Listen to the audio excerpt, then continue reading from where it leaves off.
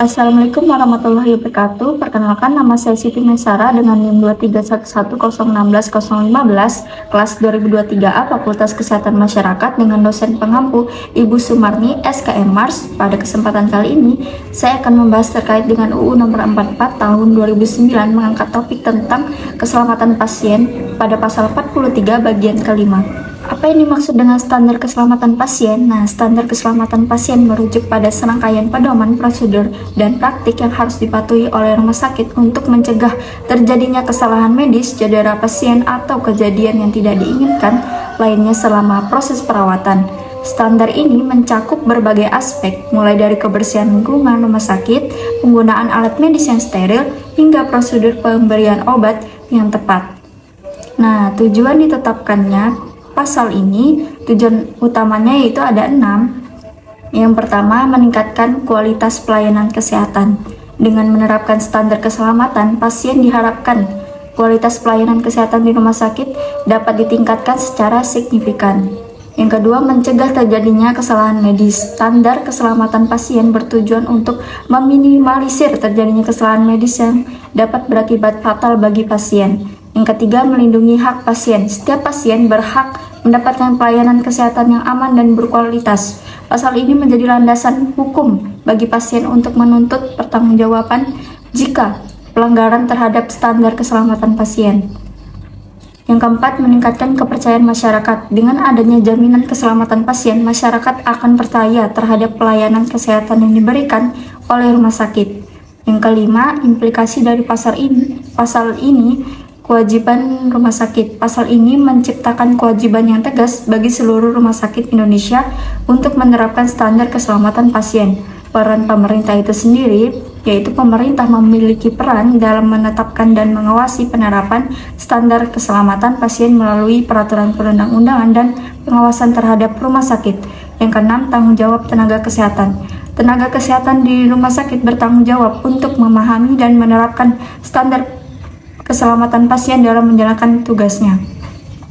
Nah, standar keselamatan pasien yang umum adalah yang pertama, identifikasi pasien, yang dimana memaksudkan memastikan identitas pasien sebelum memberikan perawatan. Yang kedua, cuci tangan.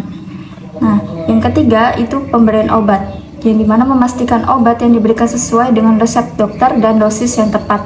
Yang keempat, keselamatan operasi, melakukan pemeriksaan ulang sebelum operasi untuk memastikan pasien yang benar dan prosedur yang tepat. Yang kelima, pelaporan insiden, melaporkan setiap kejadian yang tidak diinginkan untuk melakukan evaluasi dan perbaikan. Bunyi dari ayat 1 itu sendiri yaitu, yang pertama, rumah sakit wajib menerapkan standar keselamatan pasien, yang artinya setiap rumah sakit di Indonesia tanpa terkecuali wajib menerapkan standar tertentu yang telah ditetapkan untuk menjamin keselamatan pasien selama proses perawatan berlangsung. Tujuan dari ayat ini adalah untuk melindungi hak pasien atas pelayanan kesehatan yang aman dan bermutu. Dengan adanya standar yang jelas diharapkan dapat mencegah terjadinya kesalahan medis yang dapat merugikan pasien itu sendiri.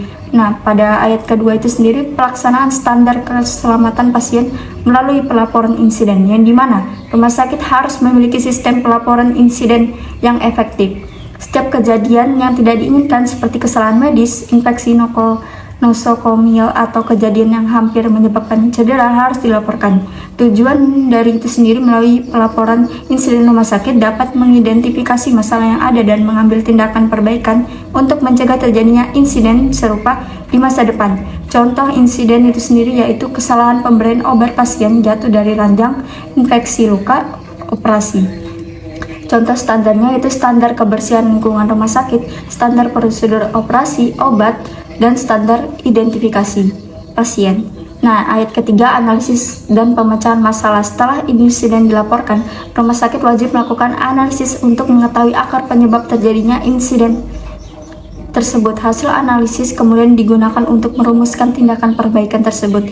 Tujuan dari analisis tersebut menemukan akar masalah sehingga tindakan perbaikan yang dilakukan dapat tepat sasaran dan efektif. Contohnya yaitu jika insiden terjadi karena kurangnya komunikasi antar medis, maka tindakan perbaikan yang dilakukan adalah meningkatkan pelatihan komunikasi efektif.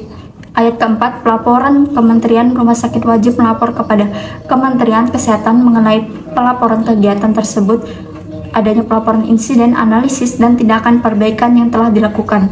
Tujuannya yaitu untuk memantau penerapan standar keselamatan pasien dan memastikan bahwa semua rumah sakit melaksanakan kewajibannya.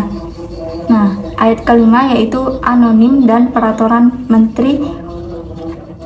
Pelaporan insiden sebaiknya dilakukan secara anonim untuk mendorong staf melaporkan kejadian tanpa takut akan sanksi. Selain itu, peraturan lebih lanjut mengenai standar keselamatan pasien akan diatur dalam Menteri, dan tujuannya itu sendiri bertujuan untuk menciptakan budaya berbuka di mana staf merasa aman untuk melaporkan kesalahan tanpa takut dihukum.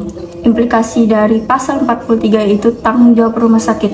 Pasal ini menegaskan bahwa rumah sakit memiliki tanggung jawab yang besar dalam menjaga keselamatan pasien. Yang kedua, pentingnya budaya keselamatan. Rumah sakit perlu membangun budaya yang kuat di mana staf terlibat aktif dalam mencegah terjadinya insiden. Yang ketiga, peran pemerintah.